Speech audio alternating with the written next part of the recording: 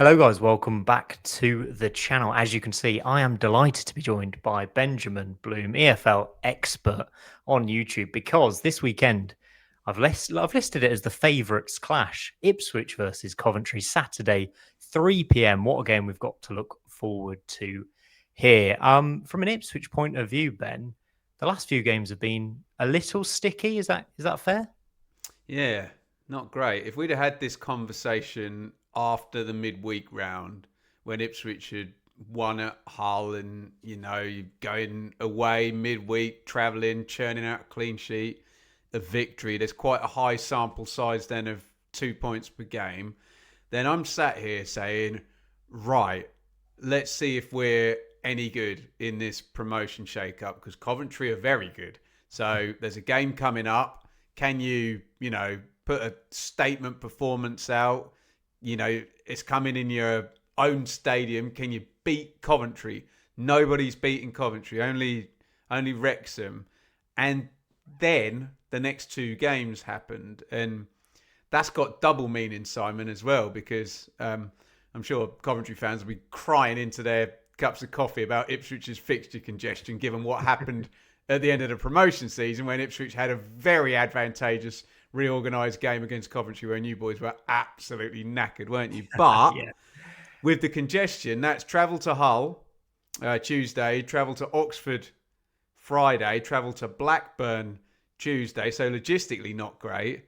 And mate, the performances in two very different ways. I mean, you and I spoke on the Sportsman show on Monday about how the Oxford performance was a bit hapless. Wasn't in theory a bad performance. It was a hapless performance where you've done lots of things right and all the important things wrong. But the Blackburn performance was just not a very good performance and very lucky to get away with a point there with a 94th minute equaliser. It kind of brings me to McKenna in a way because I say favourites because Ipswich were the pre-season favourites with the bookies. I think most people had them to win the league, definitely in the top two. Brings me to Kieran McKenna in terms of where are Ipswich fans at with him right now? I think in the table you're only 5 points off second, so certainly not the end of the world. Promotion still on the cards as such, but last two performances especially haven't particularly been good enough. And McKenna, credit in the bank still, but what do you reckon? Well, McKenna's never going to not have credit in the bank. Mm. However bad it gets, everyone will remember a extraordinary achievement that literally immediately puts him. We had Dave Diamond, who's a brilliant Ipswich historian, on the Blue Monday podcast. He's literally already probably just behind George Burley, and then it's the two sirs above him, as you know. And some people would argue about John Lyall in the early 90s, but this is a double promotion Mm. there. To answer your question literally in terms of the fan base, so of course, the more reactionary, emotionally led are asking questions. And the questions they're asking are, is McKenna too wedded to his, kind of plan that worked last time, and could he be more adaptable? And you get asked the question, has he peaked? It's possible at any club. I mean, you had an amazing time with Mm. Mark Robbins, didn't you? Possibly he peaked at a FA Cup semi-final, and Yeah. maybe that was that, and he doesn't become a bad manager, but you have to move on.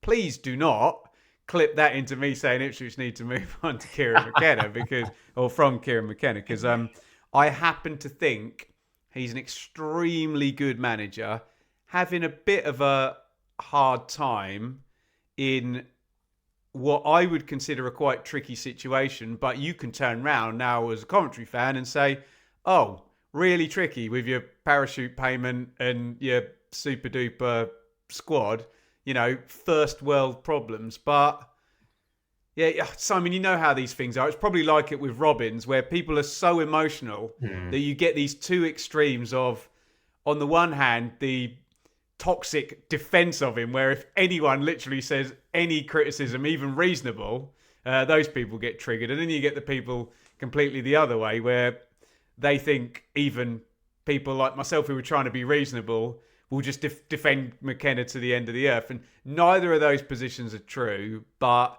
let's let's keep an eye on. What's your take from your vantage point?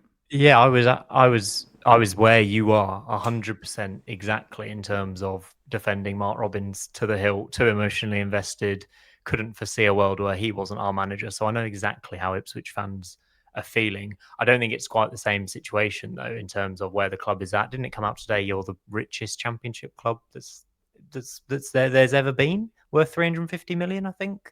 Oh, Is that I right? I I'd saw have a to read that headline. article and look into the valuation, But but anyway, the sure Mr. premise of the Wagner in club, Birmingham City right now would have something to say about that. yeah, But yeah, the premise of where Ipswich are as a club right now is not where Coventry have been under Mark Robbins. I think Ipswich, it's still in my head, are Coventry's closest challengers this season. And you mentioned the squad. I think, with, without wanting to go into too much detail about it, I think the fact that he has so many good players is almost causing him problems. And it's almost the yeah, flip of fair. what Lampard has. Lampard has injury problems this season. That means he has to play the same 11, and that's that. And he has to play the same 11, and they're working. And a player gets injured, and Ellis Sims comes in for Hadji Wright, and he has to play, and he scores goals. Everything's working for Lampard right now, but I think McKenna has too many options, especially that front four, which I do want to talk about. Where do you see that going forward? Because we mentioned on the Sportsman titled, he rotates. He rotated heavily through the two promotion seasons, especially in the midweek games. 5 changes in midweek again, was it? Oh, it's always Maybe. 5 or 6. Yeah. How is that suitable for a team trying to challenge the promotion and build up momentum this season compared to 2 seasons ago? Well, you know exactly what happens when managers rotate. We wait until that final whistle blows, and if the result is positive, they look incredibly smart. And that happened a lot in the promotion season. Although I would still say that Cladkey was always going to play, Woolfenden was always going to play, Davis was always going to play, Morsey.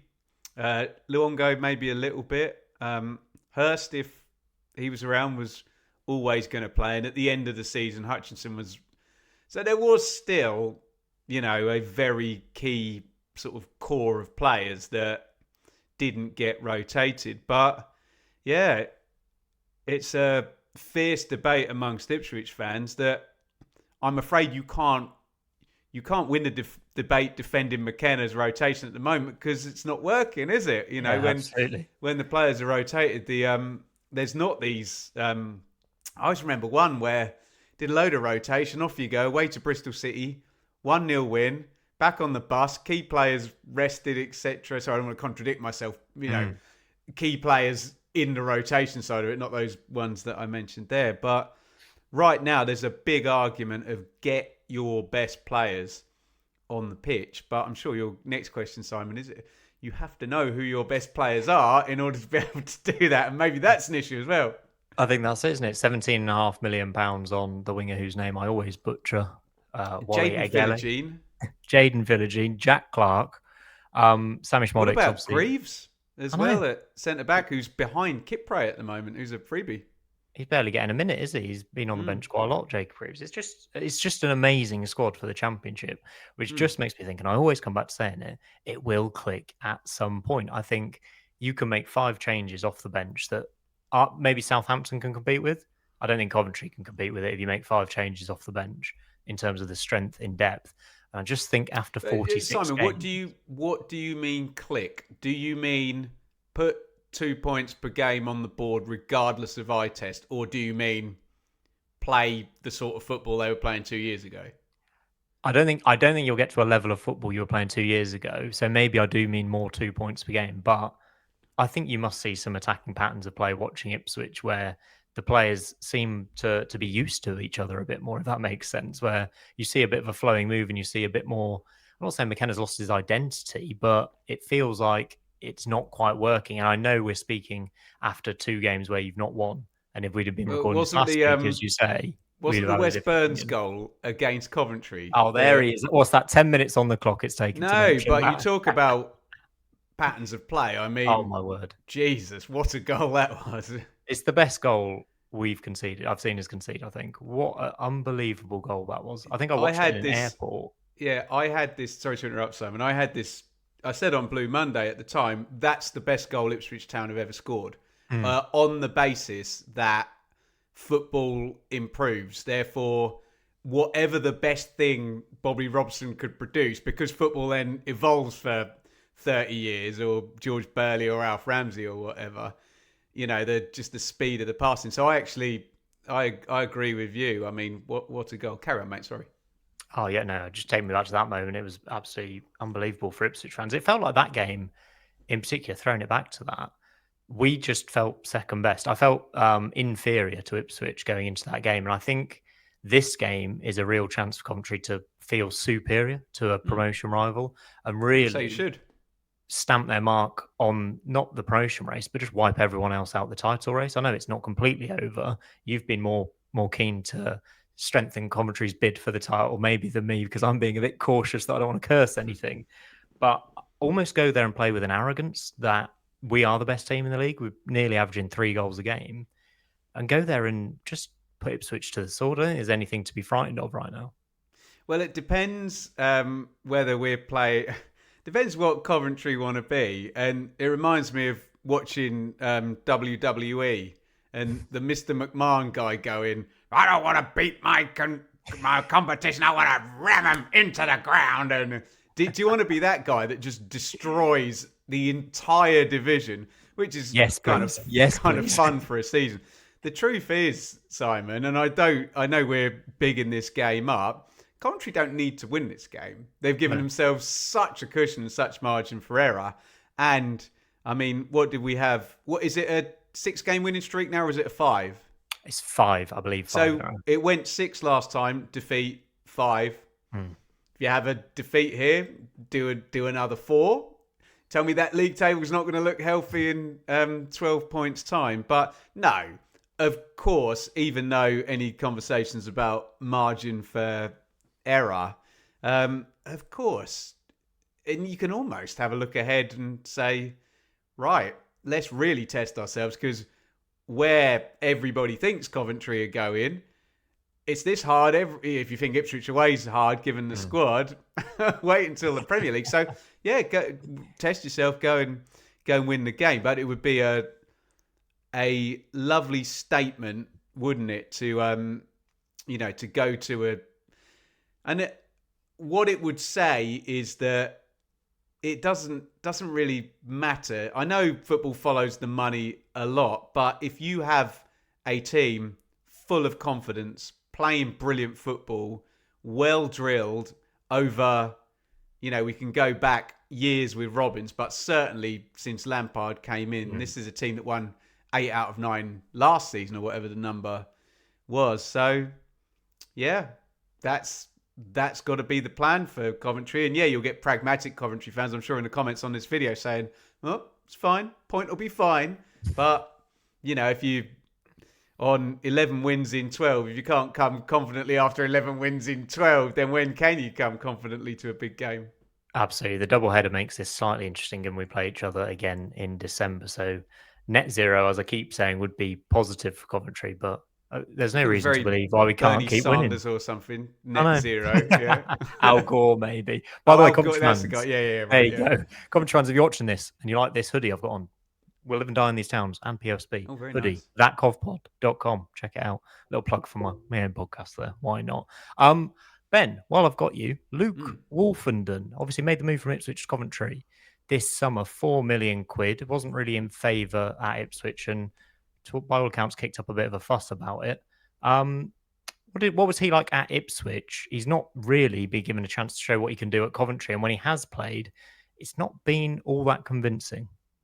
Yeah, I don't know whether there's some revisionist history with Woolfenden, because of maybe the idea that he kicked up a bit of a fuss, but I kind of look at it as in, well, which competitive elite sportsman is just going to sit on the bench and not complain about it?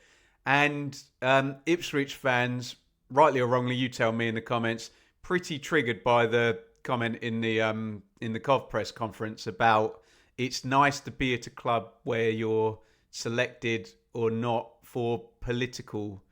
Second mention of politics today, but this is a direct quote from, or as near as damn it, from Mr. Woolfenden. I mean, in the double promotion, he was absolutely brilliant, incredible performer.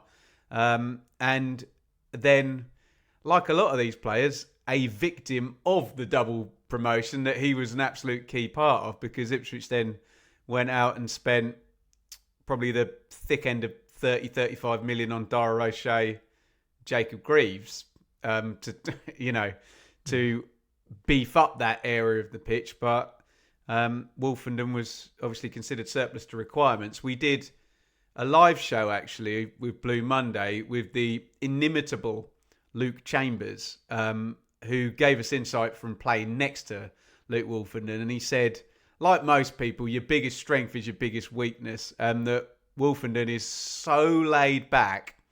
He could be going into a Champions League final and he would be behaving the same as, if he's playing, I don't know, reserve game on a Thursday don't have reserve games, or practice match or whatever. So there is a sense that he's very laid back. There is a sense that he's quite outspoken. When you see him play, I think being laid back obviously helps. It makes him so comfortable on the ball. I think he's a really, really good player. I also think Bobby Thomas and Liam Kitching are very, very good, and a little bit different than Woolfenden, in that Woolfenden is physically big and strong, but he doesn't use that physicality in the way that Thomas and Kitching do to be so dominant, and particularly at maybe the way Coventry are playing, where it's a hybrid of directness and, playing through the thirds. Maybe, and Coventry's so good on set pieces as well, aren't they? It's an aggression thing almost. It seems. Right, yeah. Thomas and Kitchen are like 10 out of 10 aggressive. Like animals, aren't they? Yeah. The most battling, aggressive centre-backs you will ever see. Bobby Thomas heads absolutely everything. Kitchen will fight with anyone. And he gives our team a real backbone. And they've really grown into those roles over the last few seasons. Wolfenden, when he's come on, he came on for half an hour against Charlton in the last game. He's come on and played in a back three with them. And I understand he's this nice footballer and good on the ball, but he hasn't looked aggressive enough. And I don't know if that's just because he's next to two 10 out of 10 aggressive defenders, but he just hasn't quite managed it. And you mentioned the game we lost against Wrexham. We changed 3 of the back 4 in that game through injuries and suspensions. Wolfenden played centre-back that game instead of Bobby Thomas with Liam Kitching. And he was beaten for 2 of the goals by Kiefer Moore. And you just think... Who, to be fair, Simon, is one of the more awkward, 100%. But if he was up against Bobby Thomas, he might have had a more difficult time or a more difficult evening. I think he probably would have, Simon, which is no slight on Wolfenden, isn't it? No. But no, it's it'll be very, very interesting. I'm sure. Well, we'll see how Woolfenden gets greeted on. You know what football fans are like. Some will be well behind him. I think the thing that hurts Ipswich fans is that he was one of our own who came through, and he was the only one as well. There was a time in the late 90s where Kieran Dyer, James Scowcroft, Richard Wright and David Johnson all were in the England under-21 squad at the same time. Actually, Johnson was brought in, but the other 3 were, boys that had come through the club. And there's a bit of a sense that it would have been lovely to have one of your own playing centre-half in the Premier League. Shame it hasn't worked out. But how old is he? He's no age still. Oh, 26, I think, when we signed him, yeah. Yeah, so... and I think people are cottoning on to the fact that Frank Lampard might actually know what he's doing. And I think he's a good manager to work for there. So keep your eyes on it. But yeah, you ain't displacing. And he could be playing really well and not displace Kitchen and Thomas at the moment as well. Yeah, absolutely. I think it's unfortunate that we're top of the league and playing so well, even though we're not keeping that many clean sheets. It's just that duo seems so solid. I'm We sure he's should got a probably nice promotion bonus in there and won't feel unfortunate at the end of the season. Yeah, absolutely. I'm sure he signed a very nice contract as well. But yeah, we needed that cover at centre back, so it's good to have him on board. I just hope he can step up a bit more and when he gets the chance, really take it. Portman Road Saturday, then I guess we should. We did this on Monday, and I've already changed my score prediction, by the way, Ben. So Before Ipswich stank out Ewood Park, yeah? yeah, pretty much, pretty much indeed. I think this game has to have goals in. I think Coventry can't keep a clean sheet for whatever reason at the moment. I don't think it's particularly the centre back's fault. I think Carl Rushworth's been brilliant. Maybe it's because we're too attacking. I know that's a very maybe simplistic way of looking at football, but we just concede goals. I think 7 out of the last 8 games we've conceded at least one goal in, conceded And 2 gone at behind in Middlesbrough. quite a few of them, right? Gone behind at home to Charlton, went behind at home to West Brom 2-0 down, went behind to Sheffield Watford, United. Sheffield United. So yeah, Ipswich could Well, they're all certainly home games, aren't they? They are, which is even weirder almost. It'll be interesting to see how we handle this. The performance at Stoke was very much resolute. Simon, Go for just the as you were 0-0. saying that, mate, sorry to interrupt, you could have been describing Ipswich 2 years ago. Went behind so many times and just kept on winning. Carry on. Yeah, no, you're bang on though. The point I was going to make there was the away game at Stoke was very resolute, play for the 0-0 battle, Yeah. nick it late on, and it was such a bonus to win that game. Middlesbrough, we came through the storm in that one in terms of the Conway chance and the comeback they had, and then nicked it late on and won the game. This Coventry team doesn't really play for draws. It just wins games. Even the risk taking in the last 5 minutes. Simon, won in every type of way possible, like over the last 2 months even. Yeah, so I'm becoming, worryingly, more and more bullish, not only heading into this game. I think we've seen enough from Coventry this season to say they're the best team in the league after 18 games, 100%. I think they can be the best team in the league after 46 games, which is obviously the important thing. Coming out of this game against Ipswich with 3 points would certify in most people's minds that Coventry are going to go on to win the league. Can they do it? I'm going to say yes, Ben. I'm going to say yes, and it'll be something like 3-2 Coventry. Ipswich to score first. And I tell you what, if we go behind Ipswich, Portman Road, it'll be the biggest challenge we've faced so far this season. Interesting. Very what interesting. Say you? What say me? Can I just recommend the excellent podcast with Mick McCarthy and Tony Pulis? Oh, yes. They had a show a few weeks ago where, and I mean, Mick will convince you anything, won't he? But it was like the best win is 1-0 away. He literally described Coventry's win at Stoke when he was describing, you're going away from home. It's a hard game. It's a challenge. And, you might score in the last 10 minutes and you almost get more of a buzz than scoring 3 or 4 goals because it's just that one moment of elation where you're winning the game. So, I've gone back and forth with this.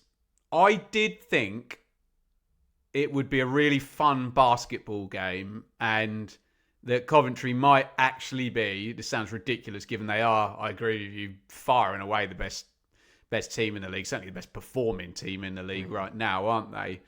And I thought that might actually work for Ipswich, but I've got to the point with where Coventry are and where Ipswich are, where I no longer believe that, and I believe a basketball game will be won by Coventry, and God, could even be won by 2 or 3 goals by Coventry, given where the sides are. So I do think, on paper, this will sound stupid as well, clip this out, do you think Ipswich could shut Coventry out if it's a man-for-man game, and it's not down to patterns of play, and you can stay robust against, like you say, the long throws and the aggressive attacking from Coventry. And I don't even know how to describe it, just the sheer... it was a Sheffield United game. I did that as a watch-along. That first 15 minutes in the second half from Coventry was frightening. You talk about, foot on the neck, to use an analogy, and just pounding, like a UFC fighter, just pounding away. It felt like that against West Brom, and I know the red card had an impact. but it was the Yeah, very same thing against West Brom, and that's why I talk about. I think aggression is the right word. It's almost like attacking intent, yeah, and brilliant. like, Yeah. no, we're going to do this, and you can't stop us.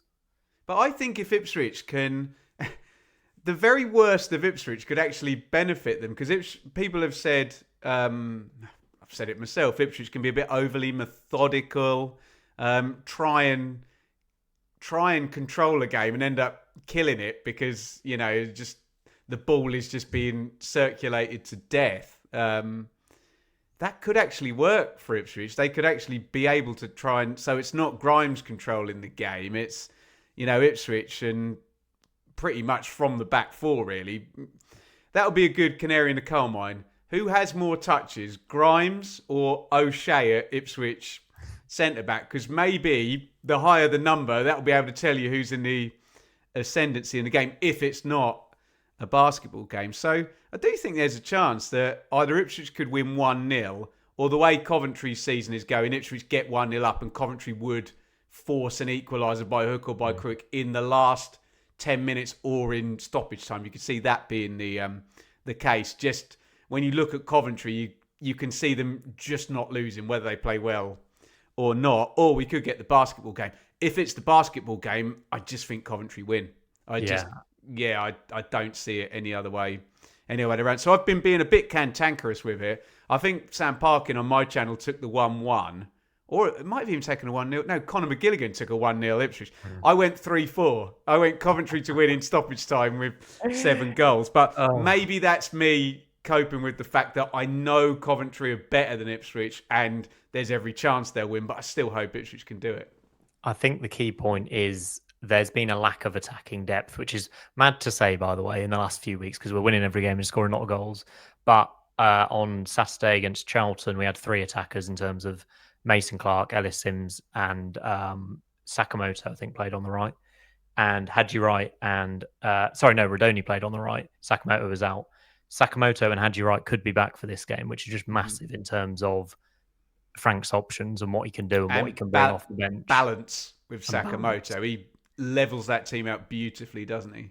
And then you can put Rodoni in the 10, and I still think he's our best player by quite a fair margin, and we just haven't seen much of him this season. So it's very exciting to see what we can do this weekend. If we win, I say I'm on holiday next week, so I'll say you won't see me for a week, but you wouldn't anyway, Ben. So I'll be absolutely... Are you back for Sportsman on the 22nd?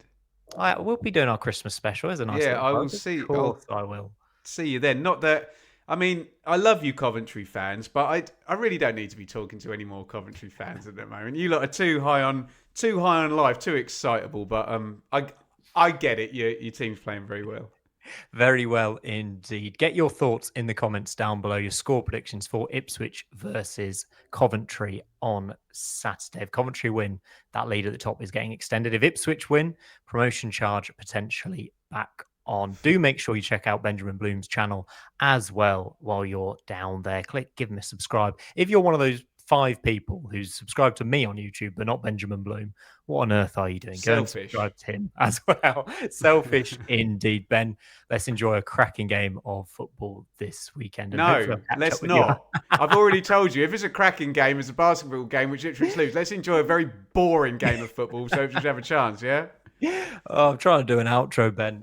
Never mind. No, hopefully Coventry win. That's all I care about. I am going to Bigfoot your outro because you're Bigfoot in my season with your 7 goals every week and 43 points. Keep it up. Up with Cov. Come on.